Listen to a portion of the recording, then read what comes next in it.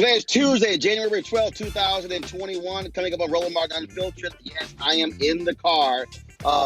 Donald Trump finally signs the emergency orders putting Washington, D.C. under these orders through January 24th. It is causing a massive traffic jam all across Washington, D.C. I've literally been in the car for an hour, where it normally takes 5 minutes getting to the office. And so we're going to talk about this order. Also, what is happening right now at the U.S. Capitol. They are moving forward on impeaching Donald Trump. The third-ranking Republican, Liz Cheney, she has come out for impeachment as well. Also, Capitol Hill police continue to investigate their ranks. 2 officers have been suspended. We'll talk with a retired Black Capitol Hill police officer who can give us a breakdown on what happened and why Clyburn may be right. This was an inside job. Also, the former governor of Michigan, Rick Snyder, is going to be indicted due to the Flint water crisis. Folks, it's a jam-packed show. It's time to bring the funk and Roland Unfiltered. Let's go. He's got it.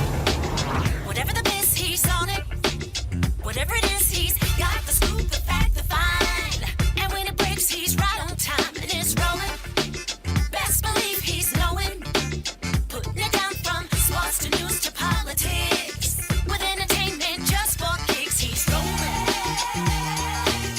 It's on go, roll, y'all. It's Roland Martin, yeah. Rolling with Roland now. He's funk, he's fresh, he's real, the best, you know he's Roland Martin now.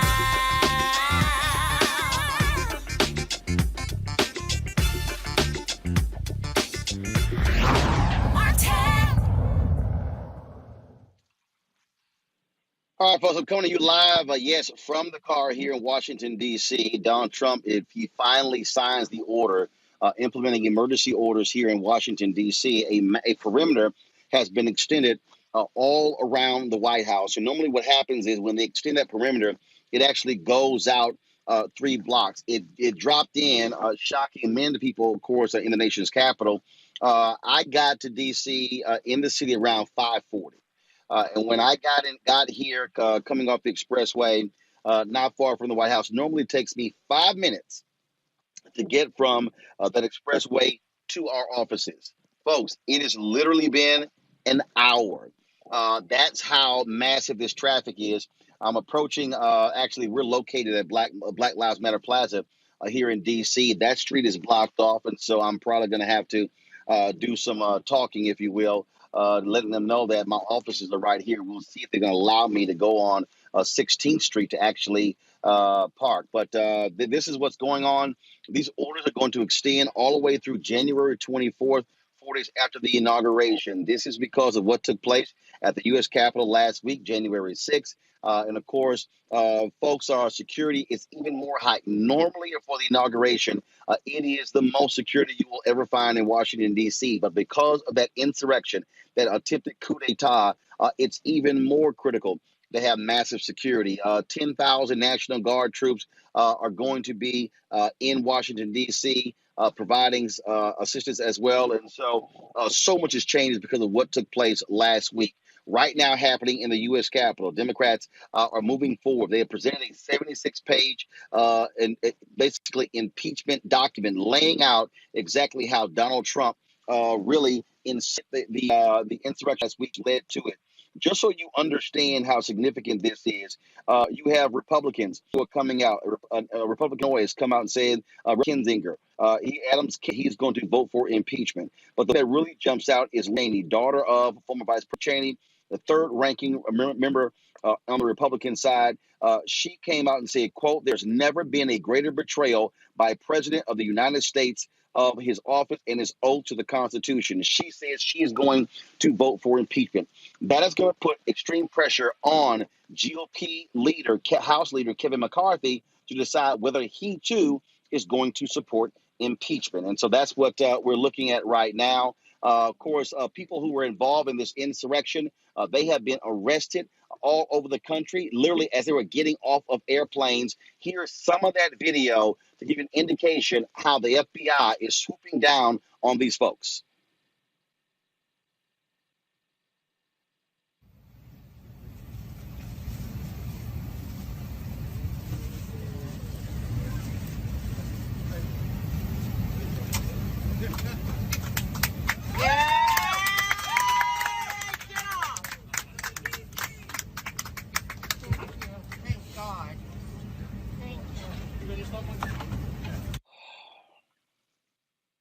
Folks, that's just one of the videos. There are a lot of videos out there that are showing you how that they're targeting people, arresting people, removing them from airplanes, putting them on no-fly lists as well. These things are happening. So again, as I said, we've been watching so much of this is going on.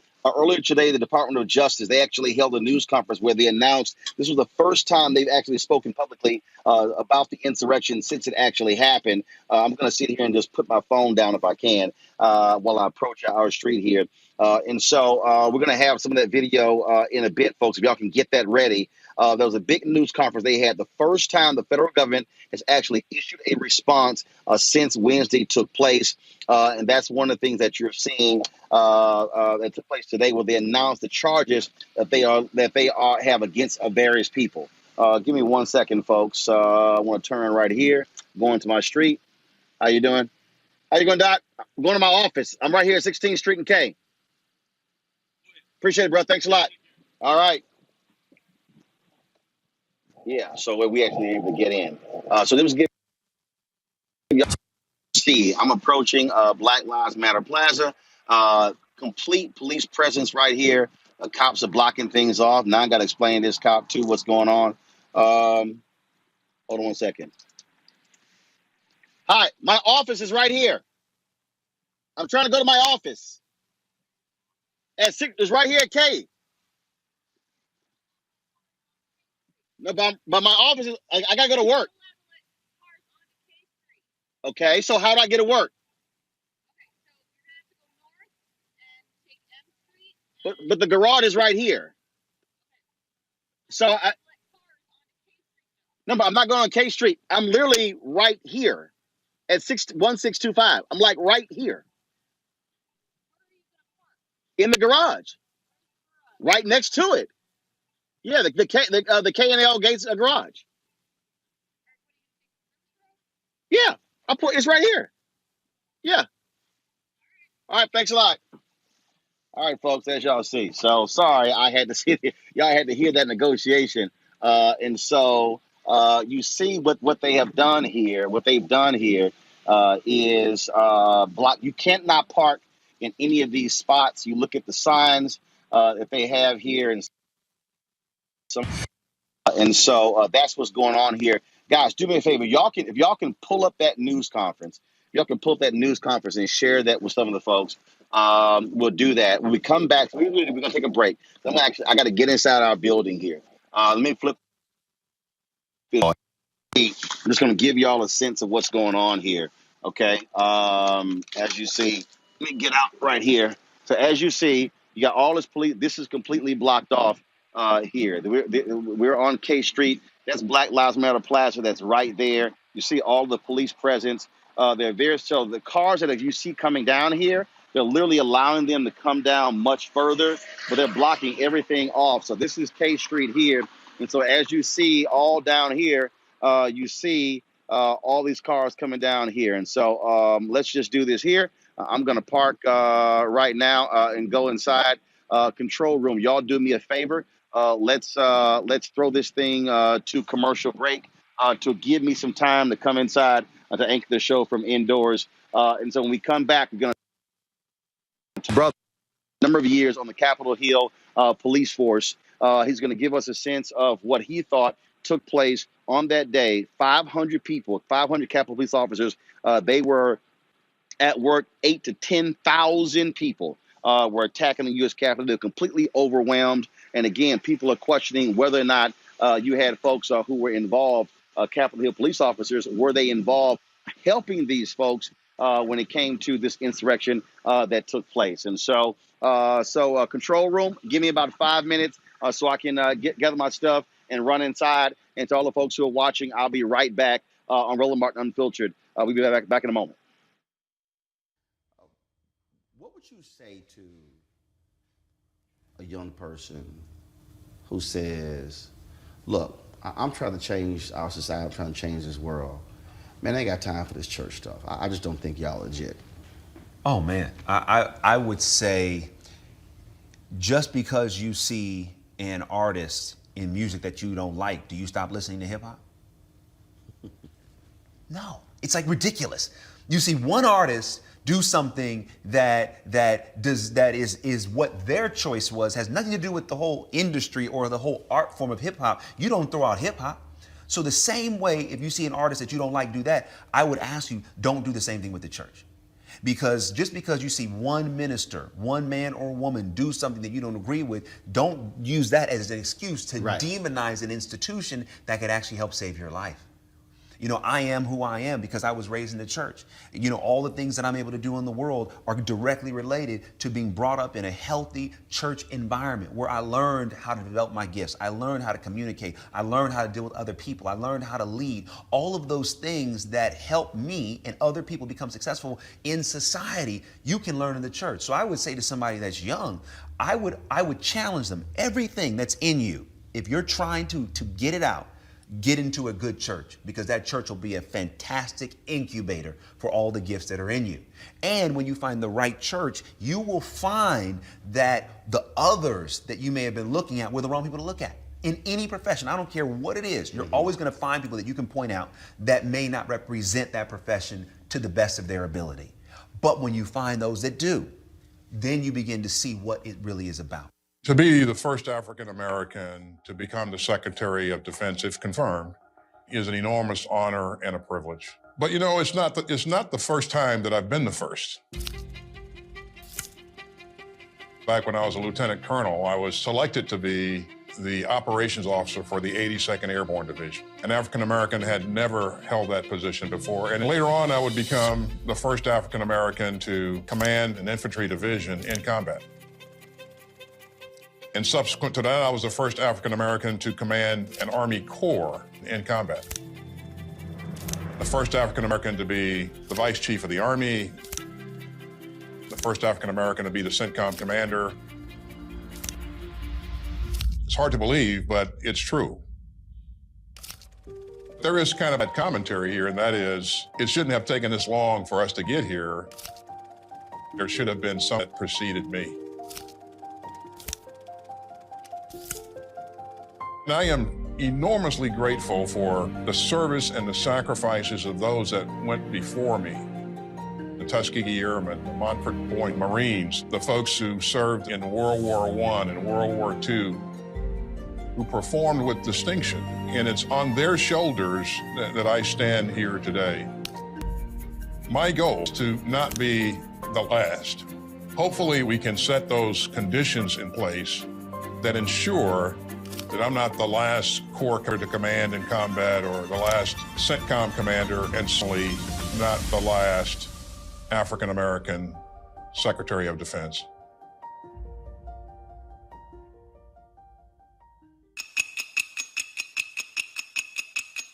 We will not go quietly into the night. And we need to march on the Capitol today. We are going to take our country back. We're coming for you, and we're going to have a good time doing it. Let's have trial by combat. You'll never take back our country with weakness. You have to show strength. We're going to walk down, and I'll be there with you, to the Capitol. In 2 hours, this woman will be dead. We are now walking down the inaugural path to the Capitol building.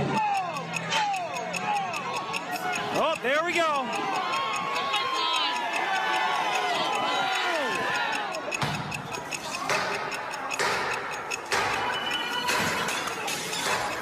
The U.S. Capitol has been breached.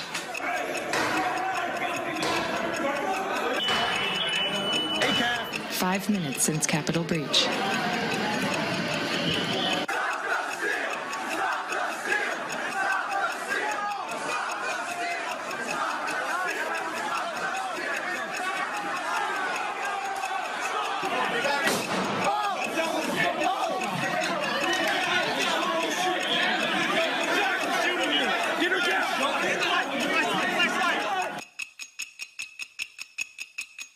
I call on President Trump to go on national television now and demand an end to this siege.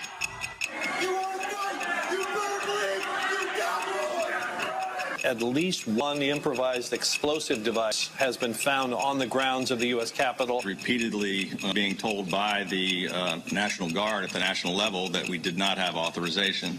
We love you. You're very special. Our incredible journey is only just beginning.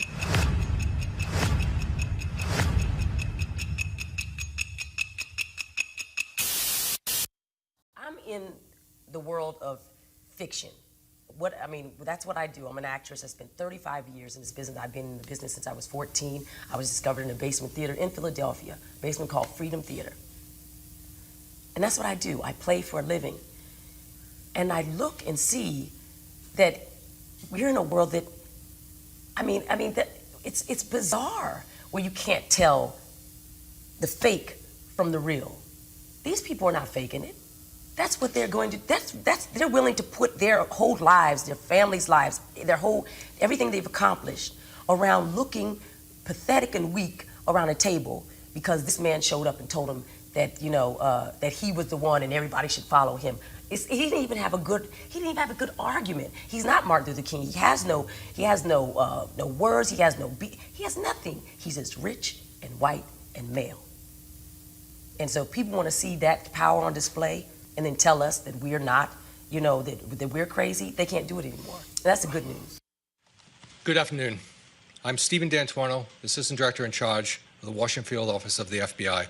And I'm here to provide a quick update on the FBI's activities since the violence and destruction at the Capitol last week. The FBI is quite familiar with large-scale, complex, and fast-moving investigations. We are up to the challenge. As Director Wray says, the FBI does not do easy. To be clear, the brutality the American people watched with shock and disbelief on the 6th will not be tolerated by the FBI. Men and women of the FBI will leave a stone unturned in this investigation. Since these events, the FBI has hand in hand with the United States Attorney's Office and our law enforcement partners here in D.C.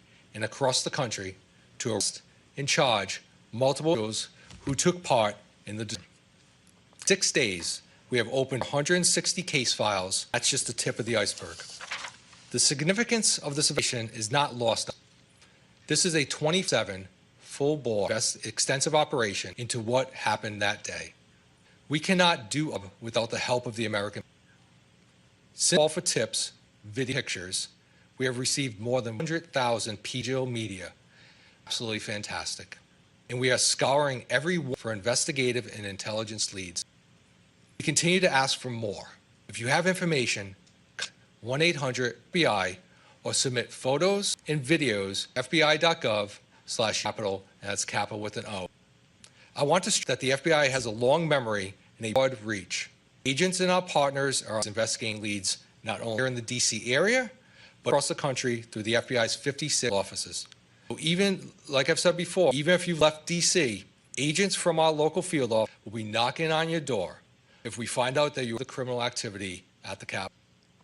But before this is your opportunity to come forward, as several individuals who are involved in Wednesday's have done, to hear about their patient.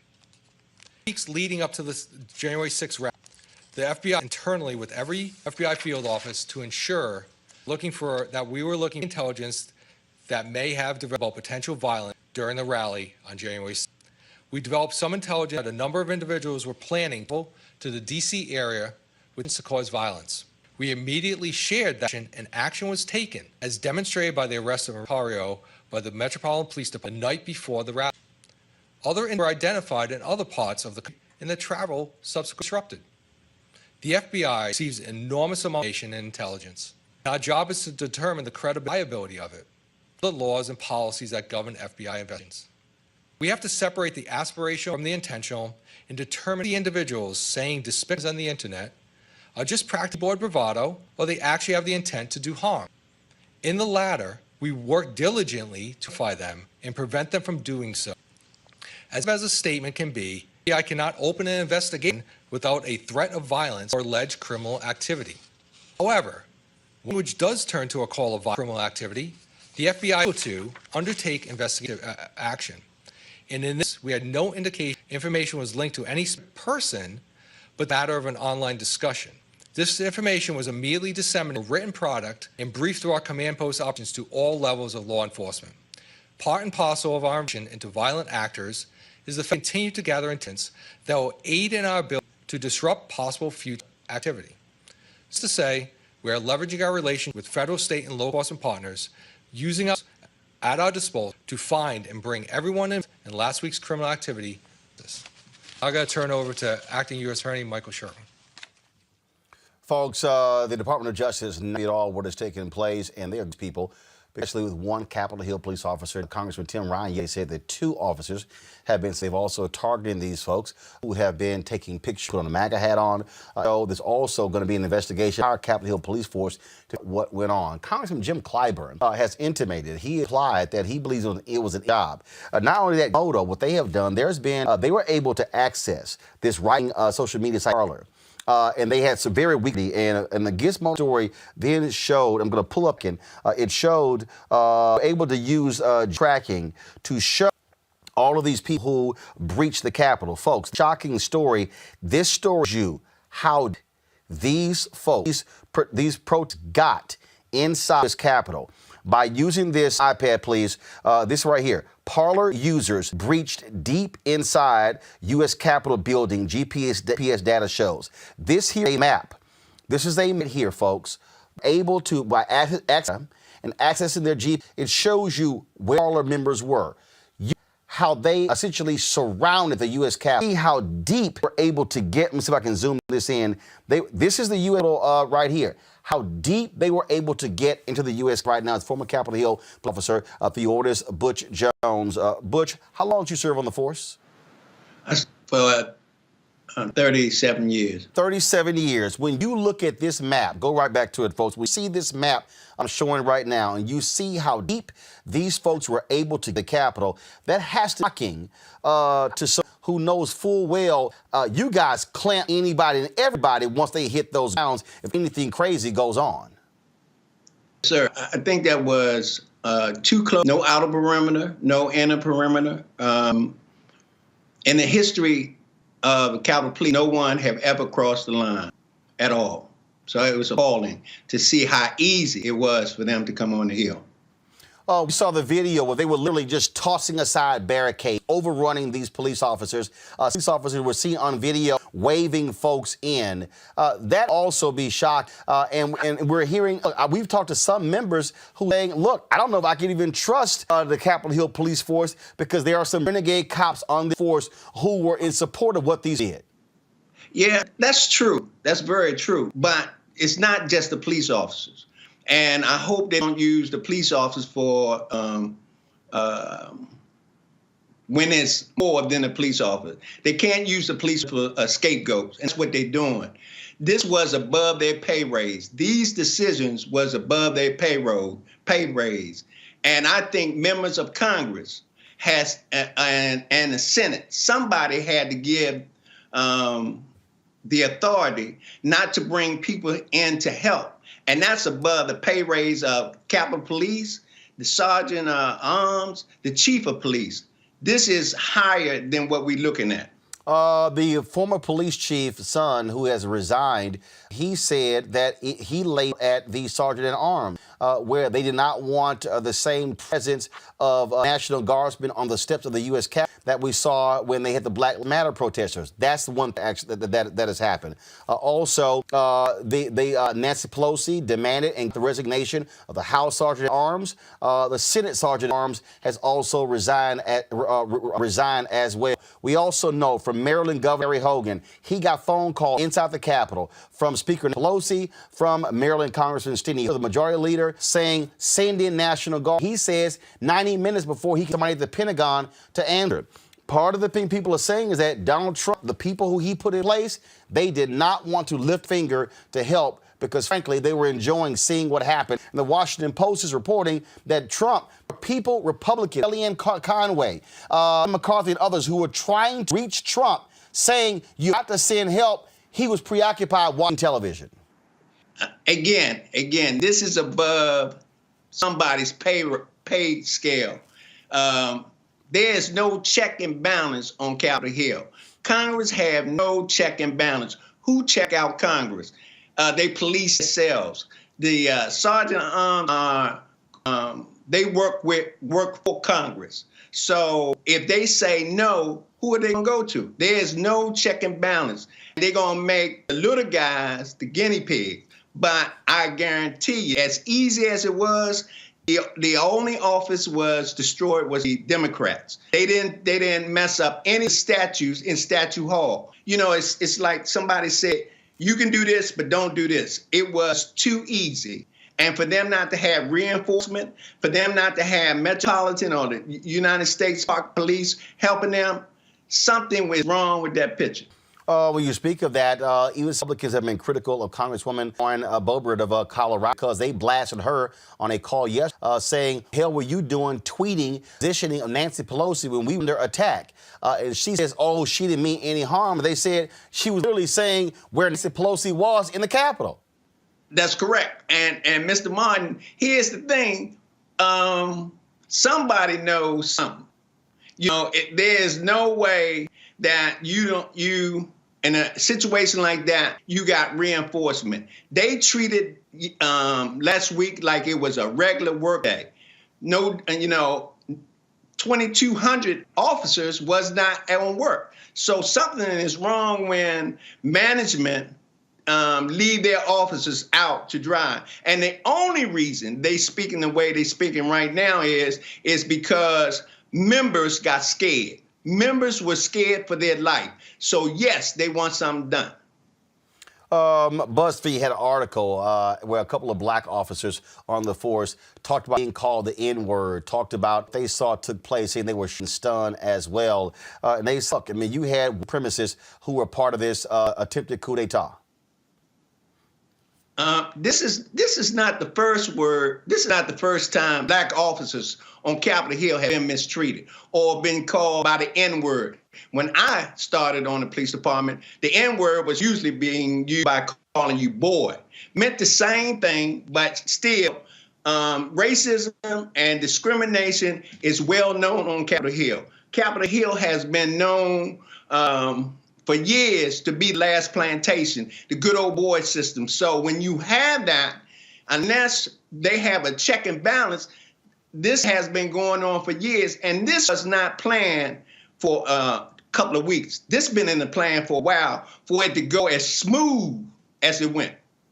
To your point, this video I'm playing right now that was in that BuzzFeed article showing as them coming into the U.S. Capitol, that is Eugene Goodman right there, the officer. We discussed him the other day, and as they were approaching, he knew it was just him, and he was the last line of defense. We showed it yesterday how he picked the stick up. When he comes up these steps, he's going to look. He's calling for his support. He's going to look to his left because that's where that was the entry to the U.S. Senate floor. We had a shortened version yesterday. This is the longer video. When he gets to the top of the steps, he's going to look over his shoulder. If he did not lead them away right here, he looked down the hallway. If he did not lead them away, they were literally within seconds of being able to attack members of the United States Senate.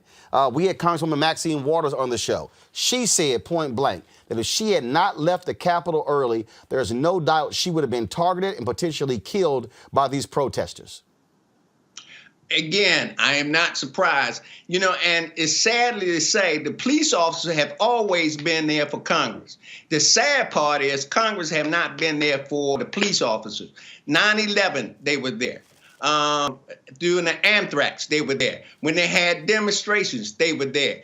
When they was at the baseball field and the police officers, 2 black police officers saved the congressman, they were so grateful. But they left them naked last Wednesday when they had this demonstration. Somebody knew what was going on.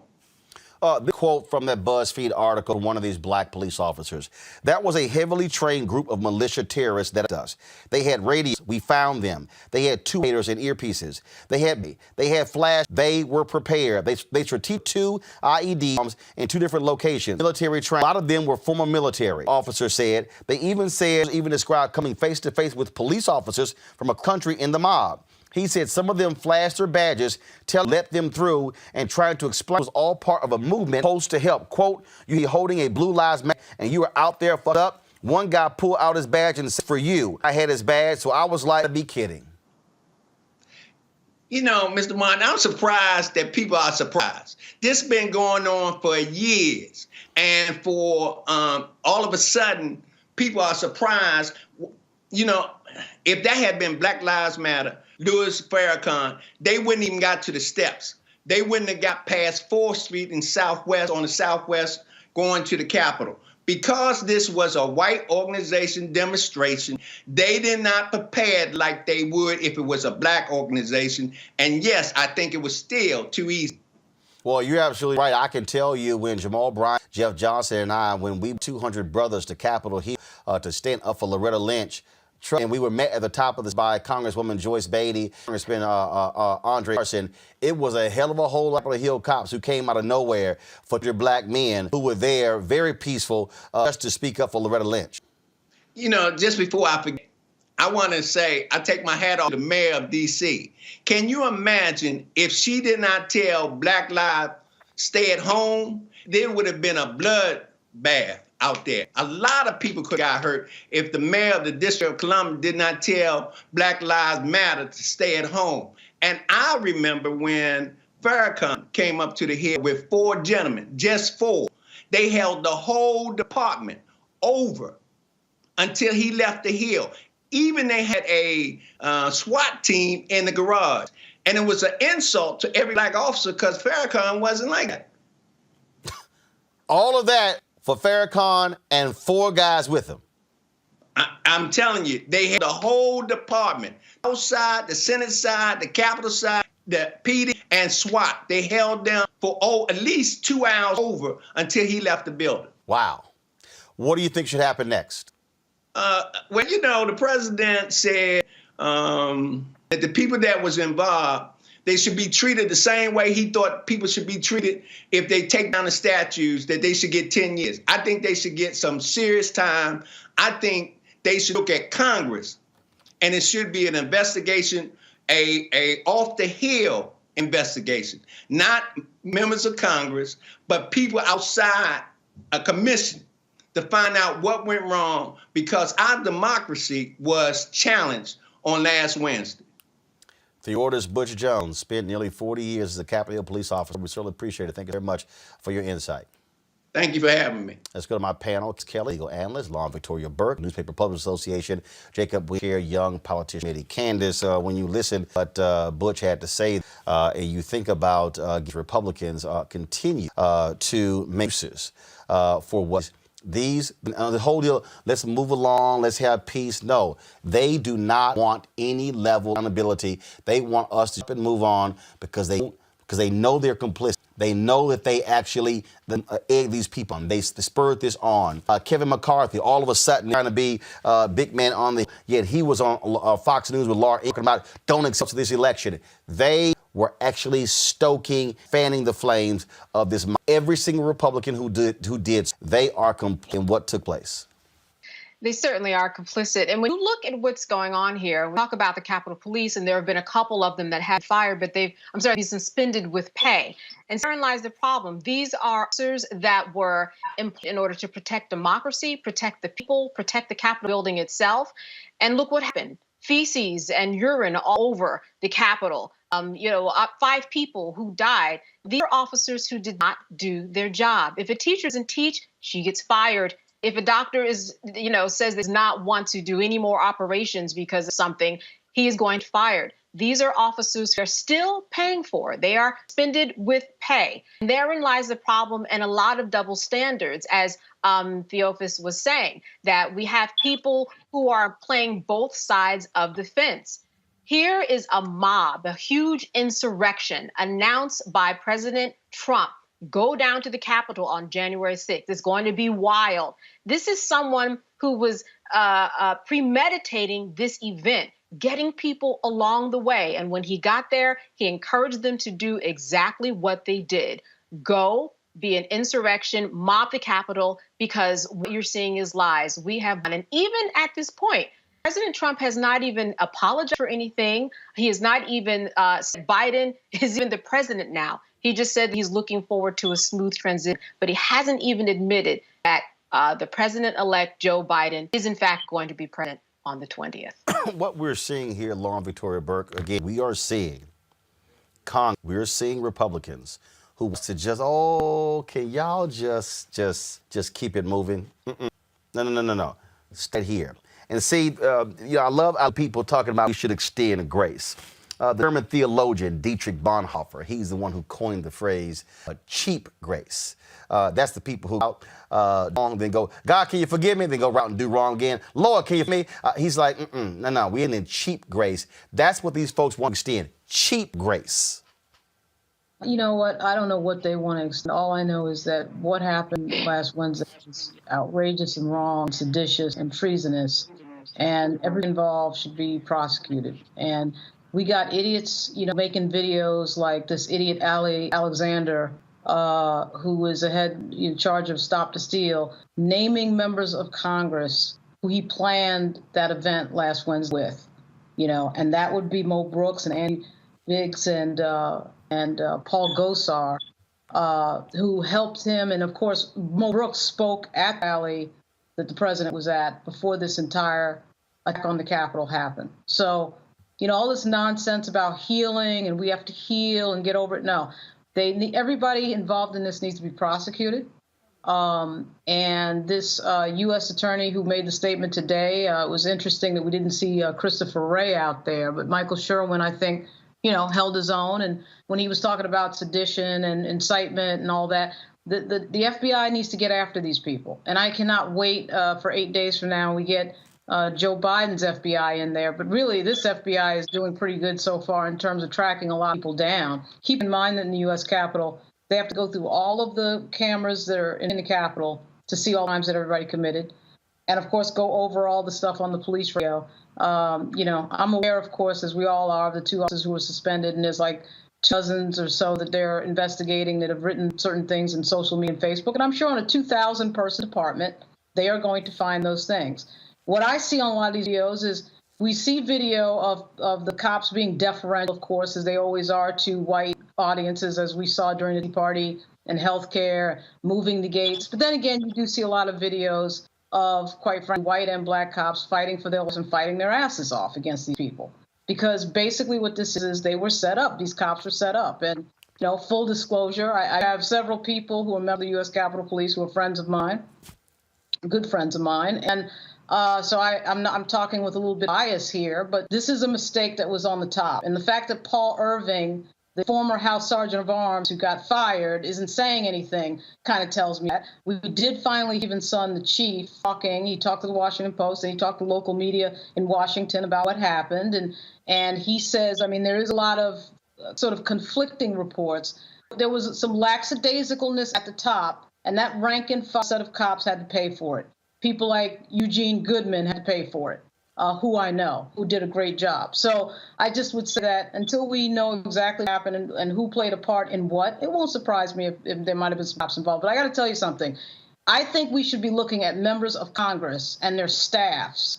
We should be looking at cops too, but watch members of Congress and their staffs should be investigated in this by the FBI, because we already know, like I said, from the idiot Ali Alexander, Mr. I planned this whole thing, that there were at least 3 members of Congress involved.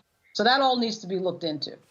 This is the New York Times story right here, Jacob. Olympic gold medalist was part of a crowd that invaded Cleet Keller, who won medals in 3 summer games, was captured at the U.S. Capitol where last week's violent protest.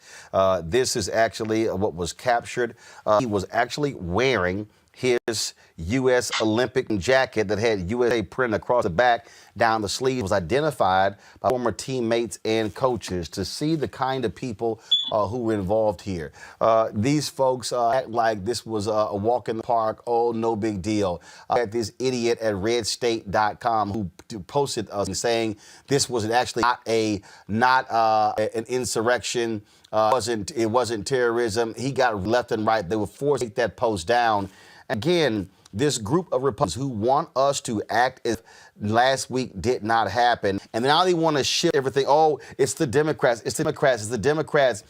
Trump today, he decides to open his mouth and then say, oh, Democrats, y'all are going to you're going to make my people even more upset. You really should do this. I'm sorry. When you say you shouldn't do it, that ain't going to fly. Actually, hold tight 1 second. What I want to do is I want to go to the floor of the U.S. Capitol. Sheila Jackson Lee is speaking. Y'all should be able to hear. Let me know the audio, please. But we are a co-equal branch of government. And Mr. Raskin's resolution is an appropriate resolution because we have a responsibility to govern and to protect the American people. And so this resolution is not in violation of the Constitution because it is the Congress calling upon the Vice President to reflect on January 6th, a day in infamy, to reflect the fact that there were 6 people that died, that we lost 2 precious law enforcement, Capitol Hill police. There are injuries in many ways attributable to this, some in different ways than others. And we lost Americans. And clearly, it is a long chain of events that goes back to the President of the United States. The President, when a announced election about on November 6, 2020, proceeded to declare that it had been stolen and continued to stoke the fires of his believers to begin to plan some kind of attack, because he kept saying, come to Washington, I'll see you there. And then, of course, as time went on, I valued the president's right to the courts, of which he went. But he did not find that to be a solution for him. So HRES 21 is the Congress speaking, and we have every right as a co-equal branch to speak. Why? We have that right. Gentlewoman from Pennsylvania. 15 seconds? 30? 30? Okay, 30 seconds, thank you. Gentlewoman is recognized for an additional 30 seconds. We have that right because the FBI has indicated that they have seen 100,000 digital media, and they'll be looking for more to see those who endangered all of those that were here. My appreciation to police and the floor staff and law enforcement, custodial staff, our staff, media, and others who were put in harm's way along with members. So I rise to support this resolution because it does not violate the Constitution or the intent of the 25th Amendment. It provides for the Congress to speak to ask the Vice President to recognize that this president is the only one that has ever stoked this kind of action. Gentlewoman from Pennsylvania reserves.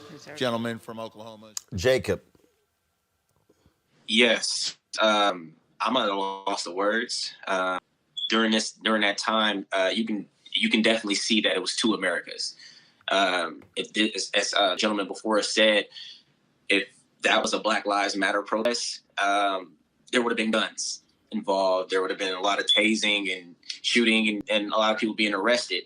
And I feel that I do feel that it was some congressmen or congresswomen involved in this process, because how intricate the Capitol Police is compared to the regular law enforcement office.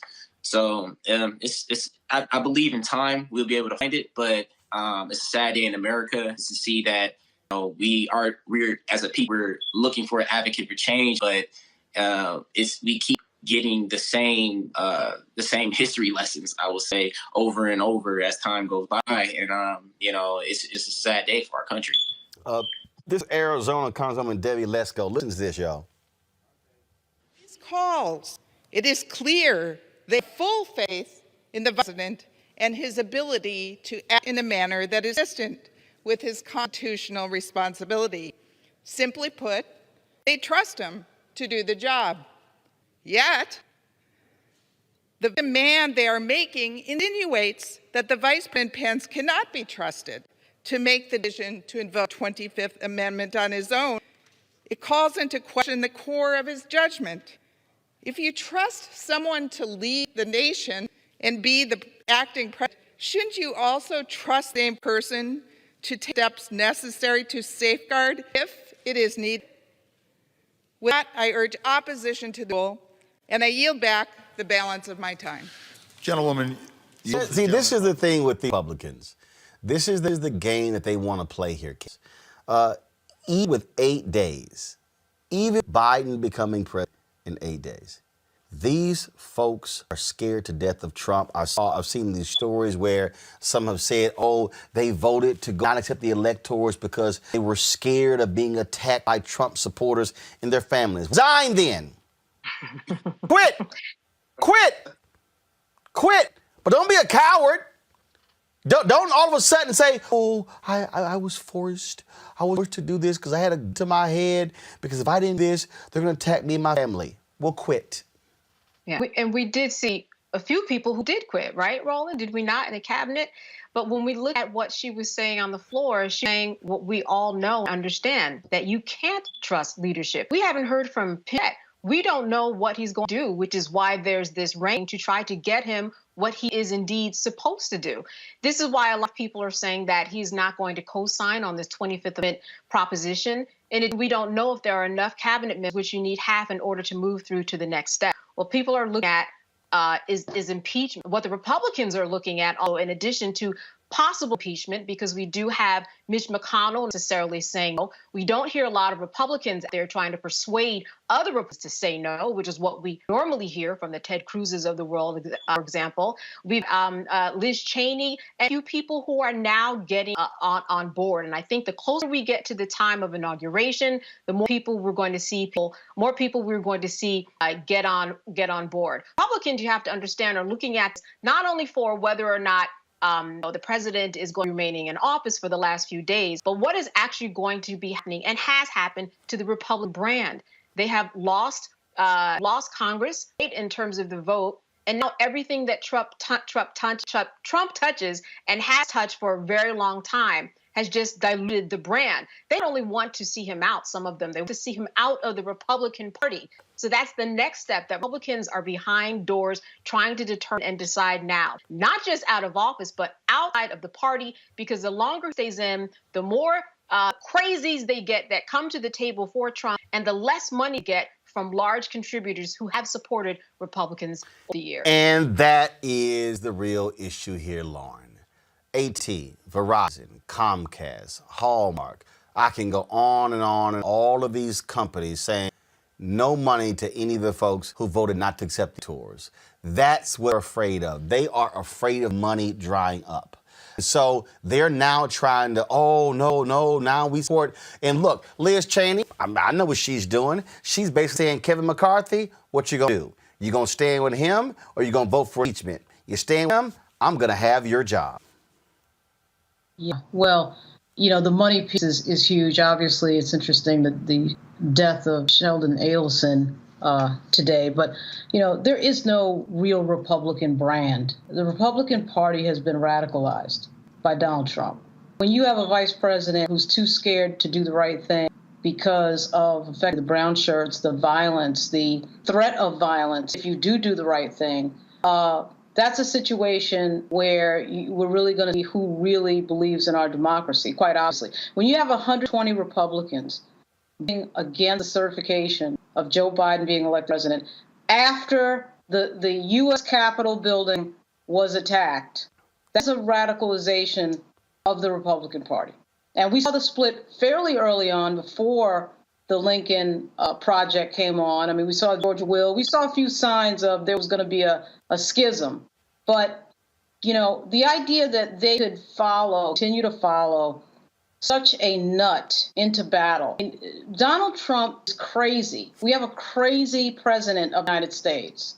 And they still want to follow because they're afraid not only really of him, but of course of his followers. And the level of cowardice, the inability to tell these people the truth. They've just decided to just lie to everybody, to lie to them that there was something wrong with the election, which of course is just utter nonsense. So it has the big lie and it has the threat of violence. And of course, we just saw the ramifications of the lying and violence on January 6th. But this is not really a party. This is a group of people pulling off lies and stunts on Fox News. And yeah, to your point, Roland, now the money is starting to get, now that's in play now. And of course, finally, these social media companies have finally woken up. Finally, Mark Zuckerberg has woken up years into everyone telling him that this is what was going to happen. But I actually think, Mark Zuckerberg is good at coding, and he's very stupid about common sense and politics. So he waited around, and then finally Twitter there's nothing different that Donald Trump is doing before last week. Absolutely nothing. Finally, they're cutting off the Twitter accounts. Finally, they're cutting the communications. So, of course, the money is the last piece. But we got to be real. We got a week coming up here. I'm going to be in Richmond, Virginia tomorrow. The legislature is going to kick off tomorrow. We got a week coming up with these people planning things into inauguration. And my friends on Capitol Hill are telling me, they're getting security briefings and all that, the members, the cops. I'm not hearing anything that's making me hopeful, other than the fact they're going to surround the Capitol with 15,000 U.S. Guard troops. I'm not hearing any real plan there. We got no sergeant of arms on your House and Senate side and no real chief of police. And I know that, Assistant Chief Pittman is there, but she just was thrown in there because they fired Son. So I'm not hearing what the plan is. And these people are putting out declarative messages targeting members of Congress. So we got to get real with what we're dealing with. We got to get real fast. Donald Trump is in charge until noon on the 20th of all of our security agencies, Homeland Security, DOD.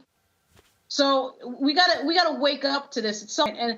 And I think it's a dangerous situation we enter into for the 18th, 19th. We're showing right now for a live look, procedural vote on the 25th resolution that Congress is voting. This is all, again, first of all, they're voting on the resolution. Nick Pence, you should invoke the 25th Amendment. It's okay. Personally, I think what they should just go right to impeachment. Let's go live. This Congressman G.K. Butterfield, North Carolina. I inform the House that Mr. Bishop will vote yes. He will yes on ordering the previous question. Madam Speaker, as a member designated by Mr. Thompson of Mississippi, pursuant to H-Res 8, I inform the House that Mr. Thompson will vote yes. He will vote yes on ordering the previous question. Madam Speaker, as a member designated by Mr. Richmond of Indiana, pursuant to H-Res 8, I inform the House that Mr. Richmond vote yes on ordering the previous question.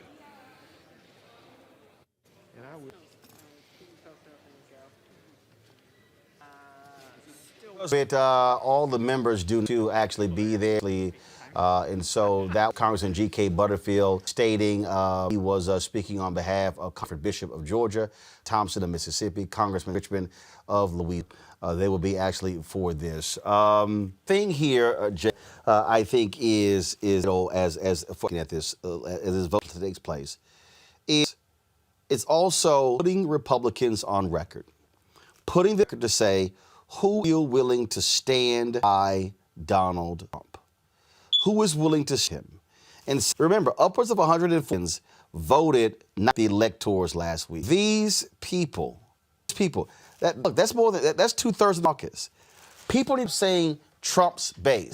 It is the Republican Party, and they are scrambling because they see. And to me, Democrats must go forward. They must drop every hammer on rips they can, every single person who has been involved that be doing right now. I agree. I believe that it was involved should definitely be held accountable. We lost lives, the country. We've ruined people's lives. And that we have people, that a whole section of people, let's go on African American in general, feels disenfranchised. They literally watched people in the Capitol and not be ramified. Ramifications know nothing. Now that the FBI is getting involved, it's another punch to the showing you that, hey, you're not right. So yeah, I believe that I should definitely on whomever was involved, that Republicans who don't stand with Trump. But you never know going forward who allegiance lies because there's money involved. So it depends on what they want. It's unfortunate that it's not considered. The thing here is this here, and I think people need to when you know how complicit Republicans are in this. The thing here, this is a piece from The Intercept. A lot of people have been saying Paul Gosar needs to be run out of Congress as well. Watch this to understand how complicit. You heard Butch Jones, this thing goes high up. This is the kind of involvement where how they were in the deal. The head of the House Freedom Caucus, Republican Representative Andy Biggs of Arizona, helped plan the January 6th event that culminated in a storming of the Capitol. That's according to Ali Alexander, a lead organizer of the gathering. Alexander, a pro-Trump personality, was an early founder of the Stop the Steal movement. We gotta save the Republic, right? Helped bring together various right-wing factions around a mass event on January 6th. It was aimed to coincide with objections to the counting of the Electoral College. Alexander made his claim in 3 separate live streams in late December, adding that Representatives Paul Gosar of Arizona and Mo Brooks of Alabama also involved. I was the person who came up with the January 6th idea. And I'm the guy who came up with the idea of January 6th when I was talking with Congressman Gosar, Congressman Andy Biggs, and Congressman Mo Brooks. So we're working with members of Congress while other people are trying to showboat. We're really working hard because, look, I believe that the president should do something brave. I think that the vice president should do something brave. I believe that that's how we maintain the White House, and I believe that we need to maintain the White House. I think it's a moral imperative. His claim is buttressed by another video from a December 19th rally at the Arizona State Capitol, at which Alexander played a video that Biggs had supplied. Congressman Gosar has been the spirit animal of this movement. One of the other heroes has been Congressman Andy Biggs. Congressman Andy Biggs sent us a video. Andy Biggs here. I wish I could be with you today. I pledge to you that I'm going to keep fighting for President Trump. And when it comes to January 6th, I'll be right down there in the well of the House with my friend from Alabama, Mo Brooks. In the video, Biggs mentions Brooks as his ally in the fight. Gosar spoke in person at the event. Freedom isn't cheap, folks. Freedom isn't cheap. But you know what? Imagine this. That you get to go back home once we conquer the Hill. Donald Trump has returned to being the president. And amazing things will happen in 4 more years. Biggs' connection to Alexander. Conquer the Hill and return to Trump. That was the strategy. That was their focus. They wanted to overthrow the government, pure and simple. Candace. And the saying right there. Go ahead. They're saying it right on the video. I mean, I'm wondering when the FBI is going to be talking to these people. If that's not sedition, I don't know what is. And they've been saying this for a while. Because what made this invalid to them, of course, was black voters deciding this election in Atlanta, in Philly, in Milwaukee. That's what they can't stand. That's what they can't get over. You know, that's their definition of, you know, there's a problem with the election. And they're saying it right there. And I'm telling you, if the FBI is not having patience with them, I don't know what it takes. If that's not sedition, if that's not treason, what it takes. Agreed. And we could see the reconnaissance plan happen on Twitter. We could see it on Facebook. We could see it before it happened. The FBI and other people pay attention to it that many of us would have thought is beyond me. What's also beyond, this is just an aside, the number of men of color, powers of positions, of types of groups that are finding their way in the party, and not only just way, but they're being leaders.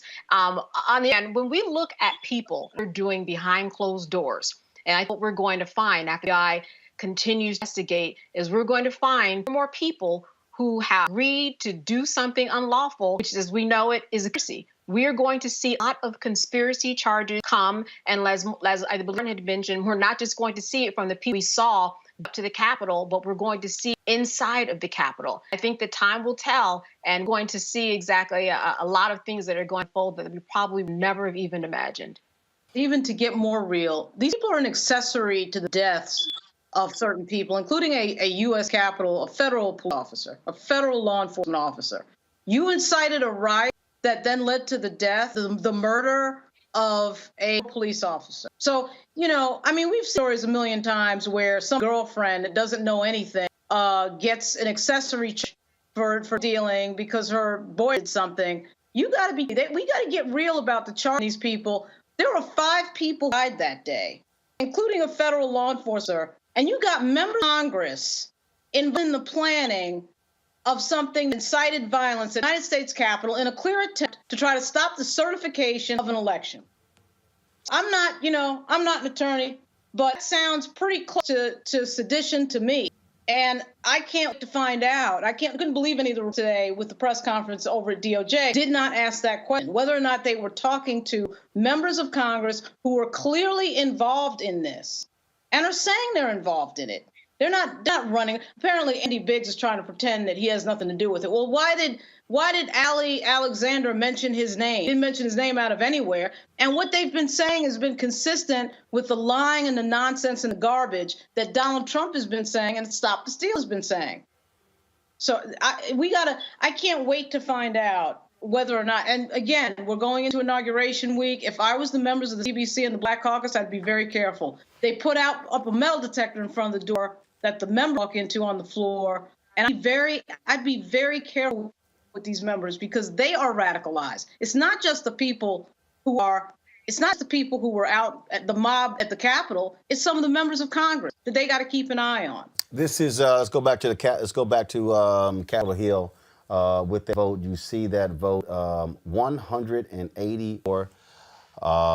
This question 184-76. There's still about 3 some odd minutes remaining. You see Republicans. You can pull the audio up, please. I'll talk over it. But you see what's happening. You see what's happening. The Republicans, Jacob, cannot let go of Trump. These have no idea. They know exactly what. They do not care. They do not care that he is incited a riot. They do not care that he has done any of these things. These people are more than happy to go along with this thug. That is what is that's crazy, Jacob. They don't care. Yeah, as you said before, I do agree. And the problem right now, as I said before, that we see that division. We see it and it's nothing being done about it. I mean, they waited until 8 days before Trump was out of office to actually act on any. And at this point, it's a little too late. The damage is already done.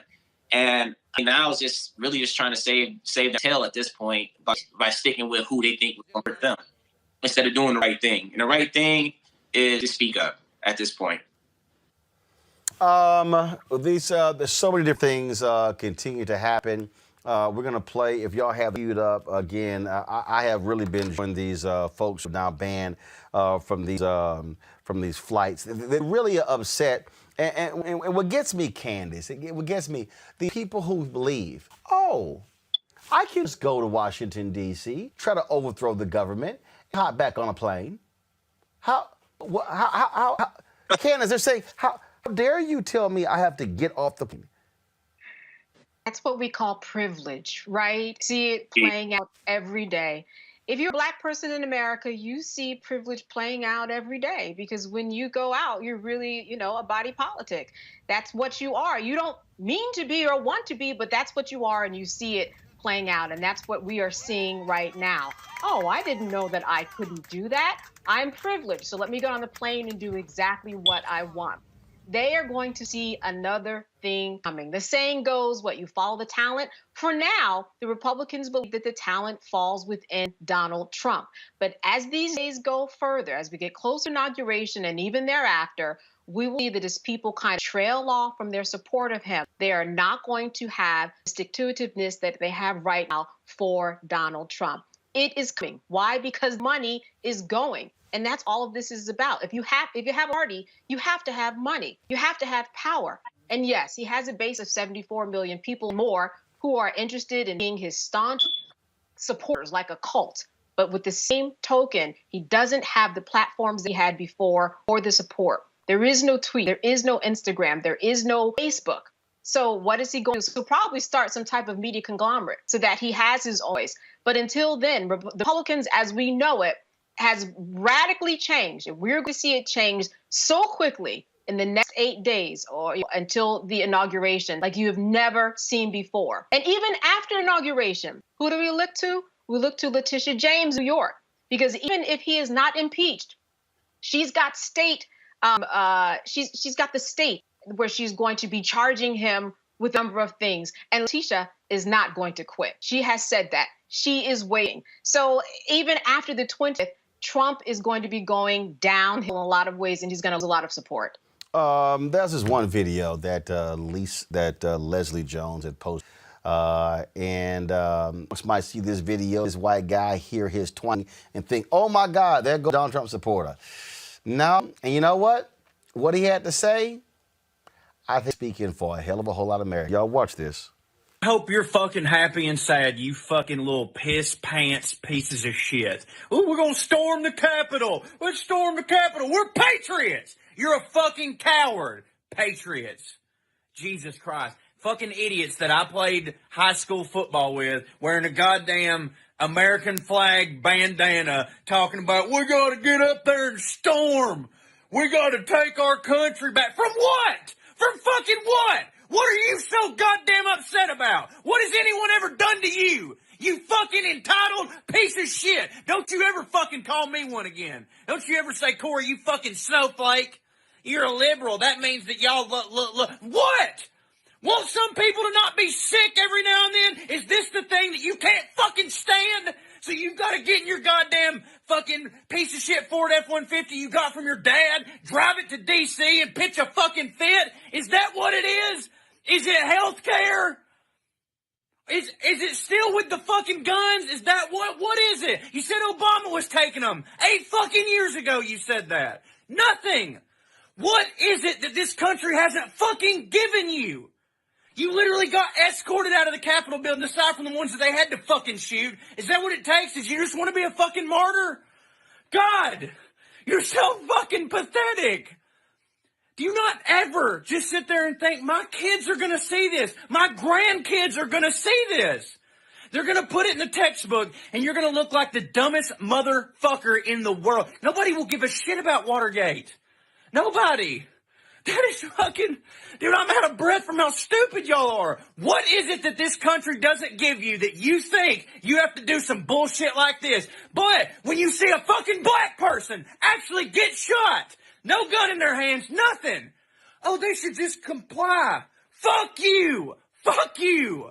Fuck you. What is your goddamn problem? Quit embarrassing me, man. I want my fucking country back. How about that? God damn it. Fuck y'all, you fucking cowards.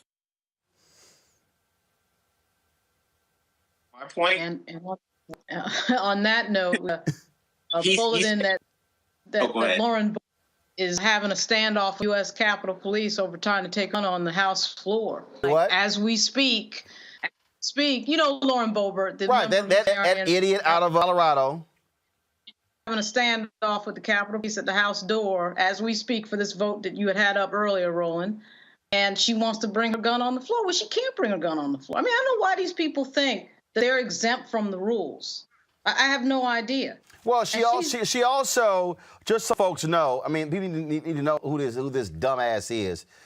You know, she also put out this video, you know, I'm this badass. And then we found out actually she was lying. The video was she was not walking around D.C. Her gun, because if she was around, her ass would have been arrested. Because it's still illegal. Just because you're a member of Congress doesn't mean that you get to do whatever the hell you want to do, because you still have to respect another laws. But you know, no, she thinks that she's all that. And again, the Second Amendment, the NRA loving her. Oh, she's our answer to the squad. That's what she is. She's our answer. If y'all see just again how trash she is. Watch this dumbass video. This is going to put in perspective what Lauren is talking about. Watch this. I'm Lauren Boebert, and I approve this message. Cut. That's a wrap.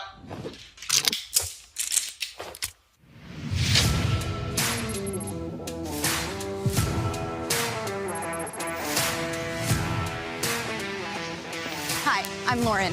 I'm a newly elected congresswoman from Colorado. Even though I now work in one of the most liberal cities in America, I refuse to give up my rights, especially my Second Amendment rights.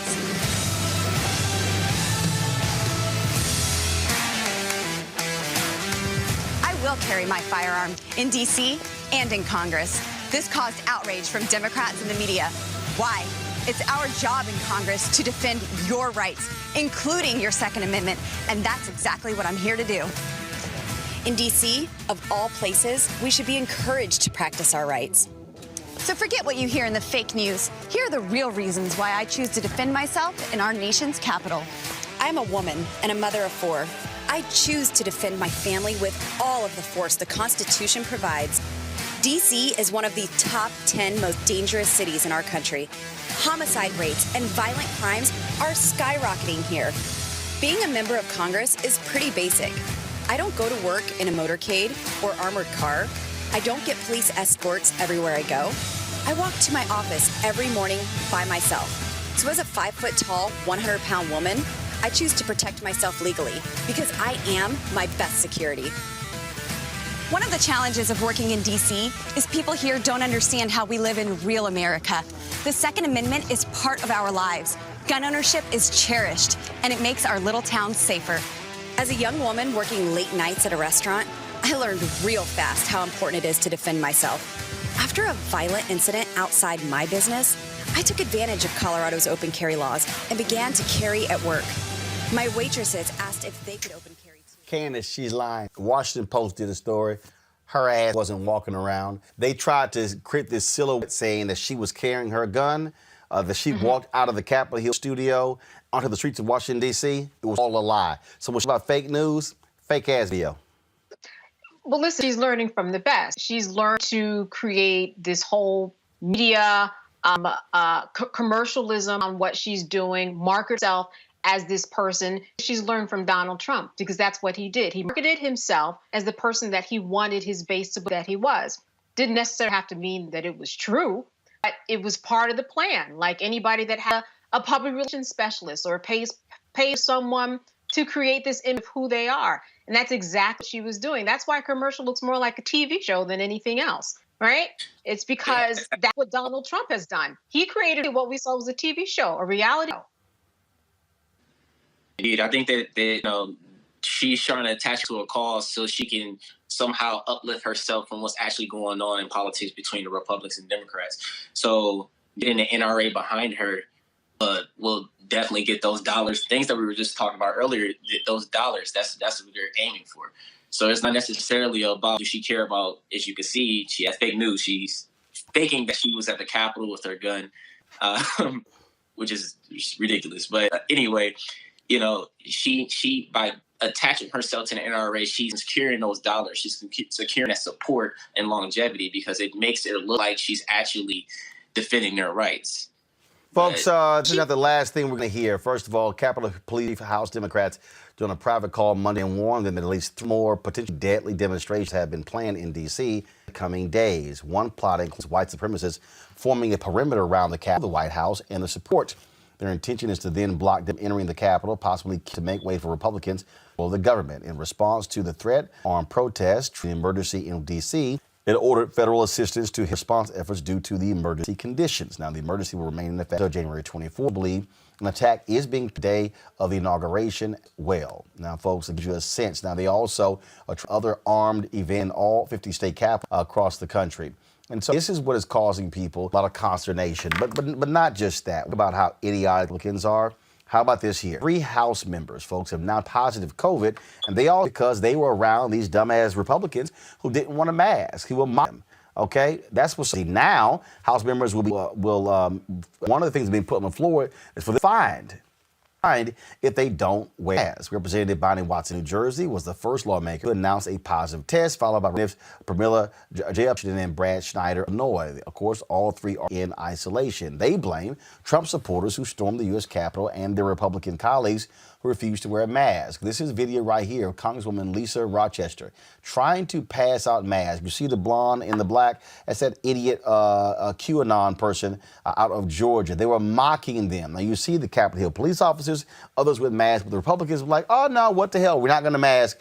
We're not going to wear masks. Now, Lord, you have 3 members who have COVID.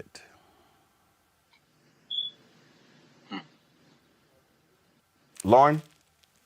Oh, I'm sorry. And that's Mark Wayne Mullen, another not so bright member. As you can see, the Republican Party has just become like, with that Lauren Boebert video and this other stuff, it's just a party of stunts and no policy and nothing other than trying to get on Fox News and press Lou Dobbs and maybe getting a slot as a contributor on OWN. or Newsmax. I mean, that's what members of this party has become. It's just been sort of a cycle of wanting to impress people on social media and wanting to impress their friends on Fox News, and there's no policy in between. What's even scarier, too, is they would rather, it looks like to me, they would rather take the government down than to change anything about what they're doing to attract the types of groups that would win them elections. It's sad. And this idea that somehow every single thing has got to be ideology. So now wearing a mask because of COVID, when we're nearing 400,000 deaths because of COVID in a once-in-a-century pandemic, has become a political thing. It's like everything becomes a political thing for the Republican Party. So now it becomes a symbol of a lack of freedom. I'm not wearing a mask. It's just complete idiocy. Just absolute complete idiocy. And Nancy Pelosi, and then when Chuck Schumer comes in as the majority leader of the Senate on January 20, they need to pass the rules of the House and Senate. The House has already passed their rules. The Senate has to pass theirs, and just discipline people. If they don't have consequence for this type of activity, and what happened on January 6th, we're just having this conversation again and again and again and again and again and again. The problem is people are disciplined with words, but not with actions. And to me, if you're not bringing up censure vote for Josh Hawley and Ted Cruz and some of these House members who are clearly in on what happened on Jan 6th, you got nothing. Nothing will ever change. That's critically important. And bottom line, you got to make people pay. You got to make them pay. Otherwise, what the hell is the whole point?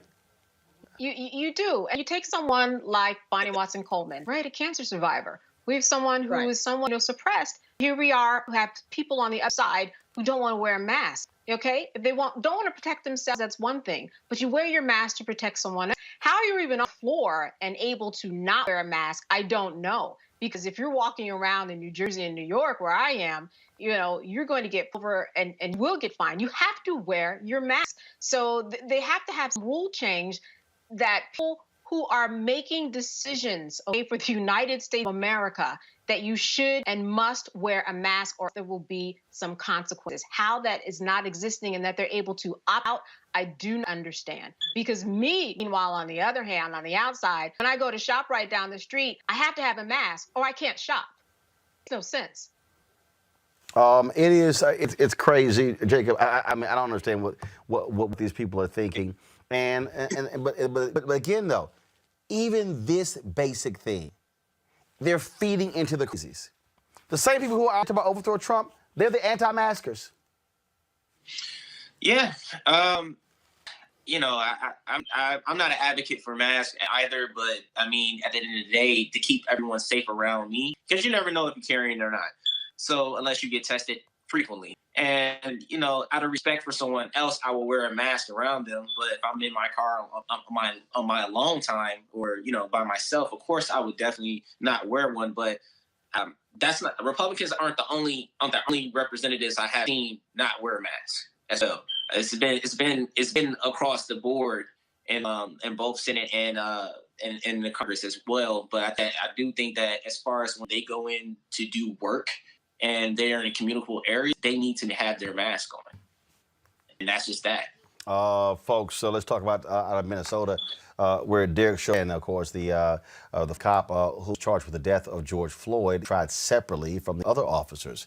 Judge Peter ruled the physical limit impossible to comply with COVID-19 physical restrictions if all four defendants were tried at the same time. They will be tried on charges of second intentional murder and second manslaughter for suffocating Floyd last May by placing his knee on Floyd's neck. Jury selection for his trial from March 8th to March. Opening statements will begin no earlier than March 29th. With three officers, Thomas Lane, Alexander King, and who helped restrain, and to that who stood nearby, charged with aiding and abetting degree manslaughter. All three will stand trial together 23rd. Speaking of who's going to be going to trial soon, a woman accused 14-year-old Keenan of stealing her cell phone on for the later turn up an Uber in California last week, flown back to New York City. She was charged with attempted robbery, and endangering the welfare of a child for altercation with a 14-year-old. Well, last week we showed you an interview that she did with my opponent, with Gayle King, where she actually convinced King that she was a sweet person by telling King enough while being questioned. Here's part two of the crazy. She isn't racist because she's also a person. You seem to have attacked this teenager about the phone, and then it turned out he didn't even have your phone. Okay, so that's the thing. Do you want to get to that part? You're saying, look, Because I'm the 22 years hotel old. did You're have my 22 phone. years old, but you are old enough to know better. Oh, the hotel so I will did say have you're my 22. All right, I Gail, get it. Enough. The hotel did have my phone. The hotel did end up having my phone. I did get my belongings returned to me. So, maybe it wasn't him, but at the same time, how is it so that as soon as I get asked to leave the premises, after I had this person of stealing my phone, how is it that all of a sudden they just miraculously have my phone when I come back? And it didn't seem as if my accusations really bothered the son and the father, because they were just enjoying a nice right after this whole encounter.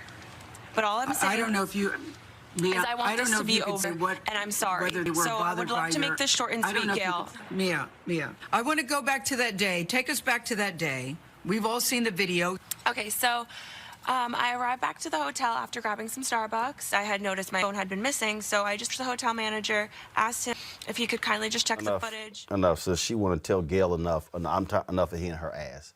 I don't want to hear the whining. Buying is that's what you're looking at when you look at footage. And you also have folk like her who can operate in their racism as well. And so, bottom line, I hope they give her ass as much time as possible. Speaking of giving time, the former governor of Michigan is going to be indicted. The Associated Press reported this today. The Attorney General Dana Nessel's office intends to charge for Governor Rick Snyder, several of his top advisors, for their role in the water crisis. Her office expects to announce grand jury indictments Thursday against the former two-term Republican governor and other top officials who were part of Snyder's administration. This to charge Snyder comes after years of investigations into the Flint water crisis. Investigators needed to figure out who was to blame the elevated toxic levels. Candace, what do you make of? Listen, decisions were made.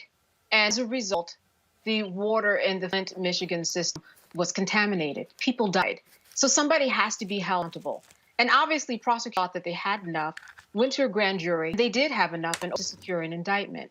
So we're going to see what happens, over the next couple of weeks and what's going to be what the defense team is going to say as a result. But what has happened so far is what should happen, and that someone had to have been held accountable. And this is the right person, because he obviously was in a position to make decisions that led to this water contamination. And not just for a few months, we're talking years that Flint, Michigan has been under this whole umbrella and besieged by bad water. So I'm not surprised. It's just been a very long time, and we'll see what happens in the next weeks. This need, and it was decisions by Snyder that led to this, that allowed for this crisis. And these people in Flint and their children and their children's children will all be affected by this. I saw one story where they said the special needs of students in the school up 56% since the crisis, Lauren. Yeah, and the question is, why does this take so long? I mean, it's been going on forever. We knew what happened in Flint. We knew Snyder was responsible for it. And here we are in 2021, finally getting around to doing something about it. I just don't know why these things take so long. I remember when A. Scott Roland represented one of the officials in Flint. He was at a hearing. That was like, 4 or 5 years ago? So, I mean, one of the things about our judicial is just everything takes too long to bring people justice that should have been brought to justice already. So that's why I'm frustrated. I'm glad this is happening, but it's just, at some point, justice delayed is justice denied. It happened already. It should have happened years ago. That is the case, Jacob. Again, it's important that someone pay. We talk about accountability. You can't have accountability unless this. Oh yeah, most definitely. Being from Detroit, this is amazing for me. I've had family in Flint, and it's a horrible thing. Poisoning all around. It's people. We had to drive water up there just so people can take a bath. Rick Snyder, he is the person that needs to be charged, and everyone that's around. He made the decision. At the end of the day, you were the leader in the situation, and you were the causation of the situation. You didn't even notify anyone. You just allowed it to happen and happen and happen. So at the end of the day, you are responsible. And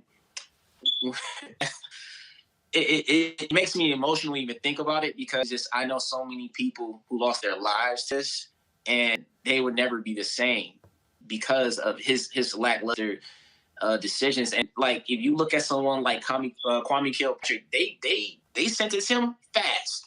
There wasn't no discussion. They brought an indictment up on him, and now you have to look and see how political stuff gets. It's not about the people. It's about what's convenient for them, and it's only because he's white. Absolutely. Well, y'all know what time it is. No charcoal grills are allowed. I'm white. I got you, bro. Illegally selling water without a permit on my property. Whoa! Hey! Give us your right. You don't live here. I'm uncomfortable. Dutch just love white privilege. They can't stand it when black people have power. This white man in Atlanta was not happy that he was to leave a Walmart wearing a mask. Instead of leaving, he assumes he's being leave because he's white. Roll it. I want you. Because I'm white, she asked me to leave the property. It is because I'm white. What else is it? Knock it off. Don't tell me knock it off. I ain't sitting Sir, under here. let them down and leave now or you're going to jail. Well, okay, why are you pointing your finger at me for? I'm just wanting to know why she asked me to leave the property. Because I'm white? Because I'm white. You used to put on a mask. Well, you don't. Who's I don't know what county you are, but in my county, my sheriff said it's an unlawful mandate. My sheriff said. Okay, guess what? I don't work for Darren King. I work for town board. Okay. And I'm telling you, this is their property. They make the rules. You're not even wearing your mask right. If you want to get to that. No, it's because I'm white. Come here, white. It's because I'm white. It's because I'm white. Yeah, it is. Okay, this is. I'll put it down. I'll walk back out here. I'll walk back out here. But this is see, you're racist. Knock it off. I'm not knocking anything off. I need you to ask him in our presence to leave the store. Leave the store and I'll come back in because I'm white. You're doing that. No, you're not coming back in. Without a mask. I'm sorry, ma'am. Don't worry, I was filming him the entire time. Micah says I got him on film. No, it's not because you're white. It's because your dumbass not wearing a mask, Candace. Oh my goodness! And in North Carolina, you have to wear a mask. So therein lies the issue. Need we guess who he probably voted for in the last two elections, though? Let's be real. This is someone who has been lied to by Trump to think that he is in fact the victim. He's one of those people who was, storming the Capitol, right? Because of the fact that he thinks this world belongs to him and he's the only one that matters. That privilege belongs to him, and he doesn't have to wear a mask. Everybody else has to mask. Even police officers have to wear the mask, but not him. This is what he was saying to white police officers. So therein the problem. You have more of the Trumpettes doing what they're doing out in the world, not understanding that rules also apply to them. Jacob, then the idiot says, "You're not wearing the mask, fool. You're not wearing one at all." Well, I mean, as you said, it's a Trump nation, but I don't think it's just, this is before Trump. He incited this, but you have to think, though, this is deeply entrenched into our culture in America. They believe that they're fighting for their democracy, which they are. They're going to lose their privileges.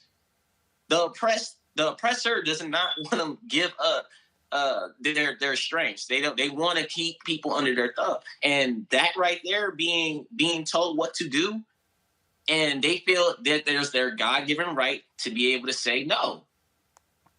I just got a kick out of it. Oh, to the black woman, it's because I'm a racist. No, put your mask on. You got to go. And again, first of all, I'm glad to see some tell him to shut up. But you see the white privilege. You don't tell me to shut up. You know damn well they don't tolerate that much back talk from somebody black. It would have been a George Floyd instance all over again. Lauren, go ahead. It's not about the mask at all. It has nothing to do with the mask. It has to do with control and who has control and who tells who what to do. And you already mentioned in our country, it's never been the case that black women have been able to boss white men. For 400 years, that's never been the custom at any point, in any place, at any time in the United States of America. And in that incidental moment, what you saw was, remember, the whole issue with the lunch counter wasn't the lunch counter. What about coffee? It was about the fact that white people would have to serve black people. Black people would have the opportunity to tell white people what to do. Get me some coffee, get me some pancakes, whatever. So it's about control, and it's about who leads the conversation, what we're doing. And so it's not about the mask. You're telling me to put the mask on is the issue. The mask is just a proxy for control. And in fact, in this larger moment in this country with idiots like Congresswoman Boebert, she doesn't want to be told what to do by some authority. And it makes, she gets to brand herself as, you can't tell me what to do with regard to the Second Amendment. And that's what that's really about. Oh, I stood up against tyranny because they can't tell me what to do. And that's what they turned the mask thing into. It's idiocy, but they believe it, and they believe in it strongly, which is what we just saw. Absolutely. That is. Yeah, go ahead. Roland, I was going to say, I know that he was offended by the black woman telling him what to do. He probably was even more offended by the fact that these two white police officers look just like him, did not give him the privilege that he is normally used to. And he probably was even more offended by that he couldn't get them to co-sign his argument. The audacity, right? Yep. The audacity, right? How dare you? We're the same. I thought that we had an understanding. That's it why. seemed like there was that going on. That's why I keep telling people, all of this action you're seeing is because of white ear. They do not like that the black people voted, and we did not to keep the racist, sexist, xenophobic idiot in 1600 Pennsylvania Avenue. Just 8 days left, folks, for Donald Trump. They walk his ass out of the White House on time. Praise the Lord. It'll be a glorious day come 12 p.m. on January 20th. Trump is saying he's not going to attend the election. Trust me, your punk ass won't be missed. Don't worry about it. You won't be missed at all. We really don't care if he isn't there. And so we're going to continue monitoring what's going on. Back to the C-SPAN shot, folks. They are the vote over, but they normally hold this thing open. You see 207 yea, 202 nays. There are 15 who have not voted.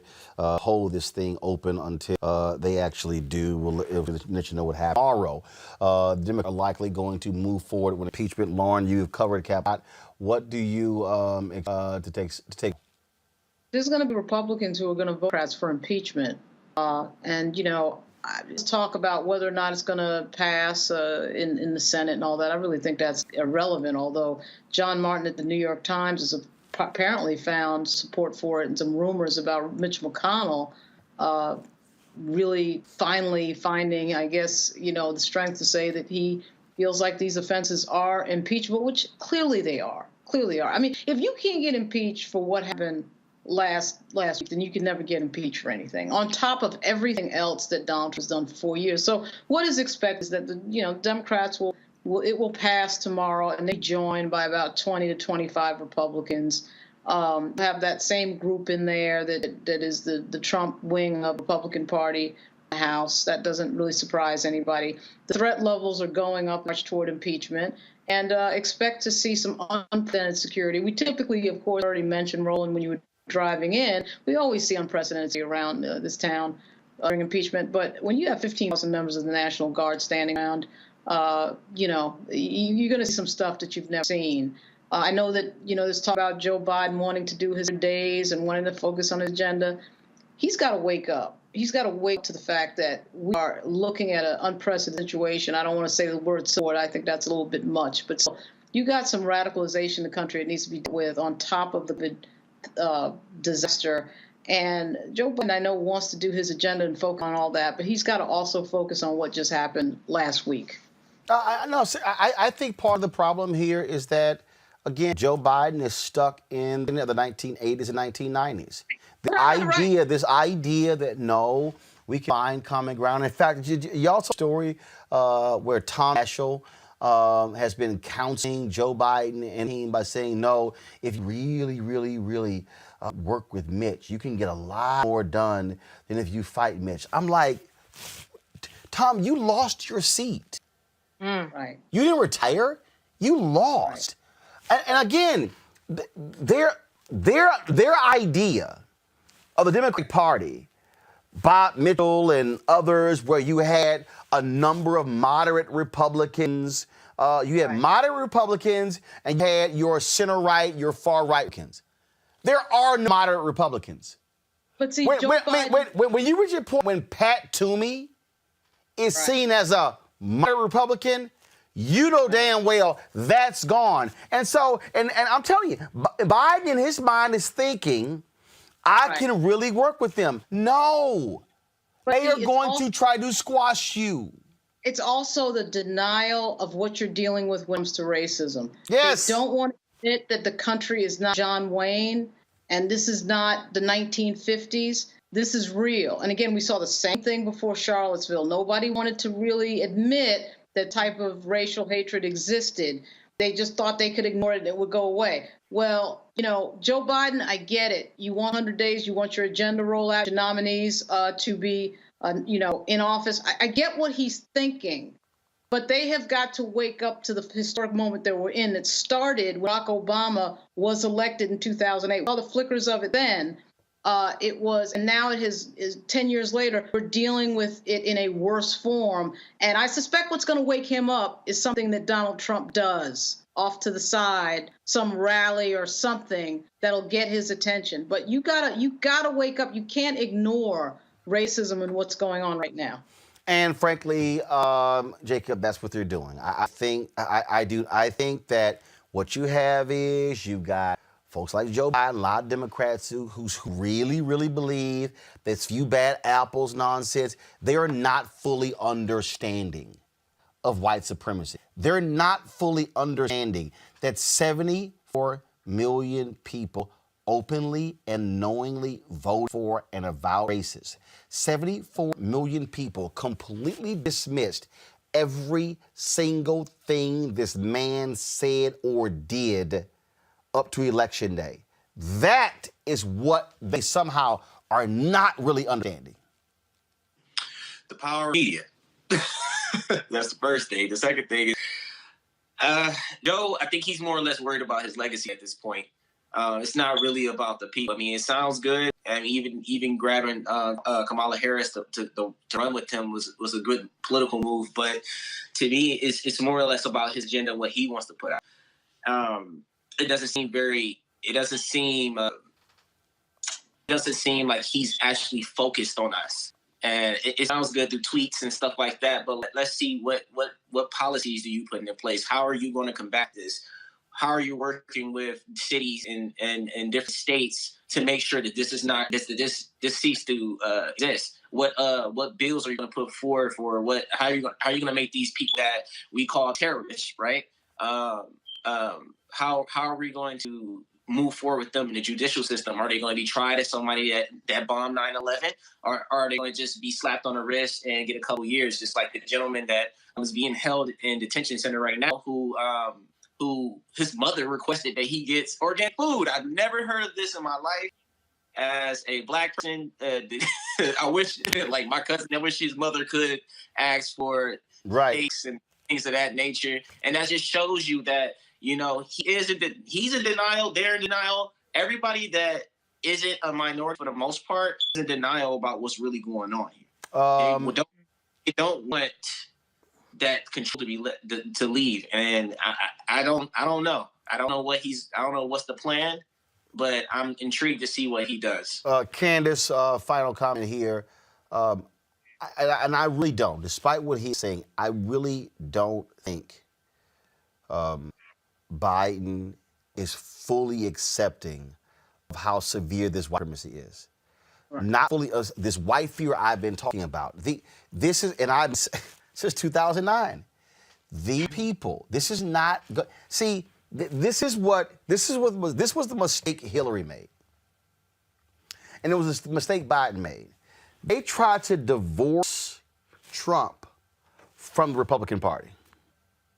They literally said it. No. There's a lot of great Republicans. We're all good.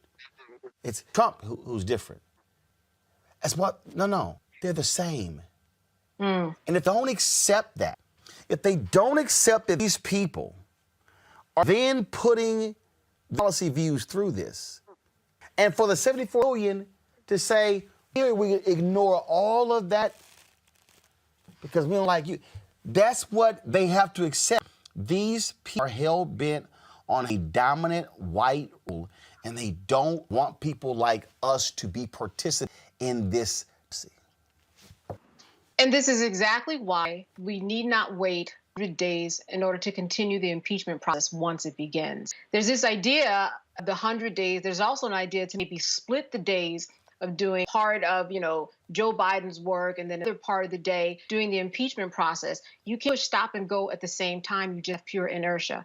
You have got to move forward on one thing, that being the impeachment, because as you said, the ideas, the policies, just with all of the people who are continue to fight their rights and ways are going to be putting forward if we don't attack that first.